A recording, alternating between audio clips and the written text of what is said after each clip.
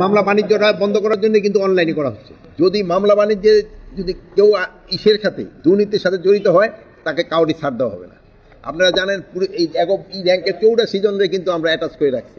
প্রায় আমার মনে হয় 30-40 জনের মতো আমরা বাড়িতে পাঠিয়ে দিচ্ছি। আরও এরকম 30-40 জনের বাড়িতে পাঠানোর জন্য আমরা একটু কুণ্ঠিত করবো না যদি কোনো রকমের দুর্নীতির সাথে জড়িত হয়। তবে হ্যাঁ, আপনারা একটা সত্যি কথা বলছেন, বাংলাদেশের সবচেয়ে বড় সমস্যা হলো দুর্নীতি। সবচেয়ে বড় সমস্যা দুর্নীতি।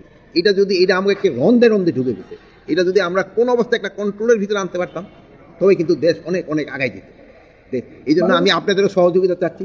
আপনারাও এই যে লোকজনদের সচেতন করবে এবং যেন কেউ দুর্নীতি না করে এই জন্য বলবেন।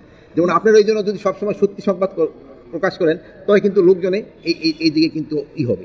অনেক সময় আছে আপনাদের ভিতরেও যদি আবার কোনো মিথ্যা সংবাদ হয় তো মিথ্যা সংবাদ হলে এই দুর্নীতিবাদরাও পায় আর পার্শ্ববর্তী দেশগুলো সুবিধা পেয়ে যায়। ওই একটা খারাপ সংবাদকে তারা বেশ রিপোর্ট করতে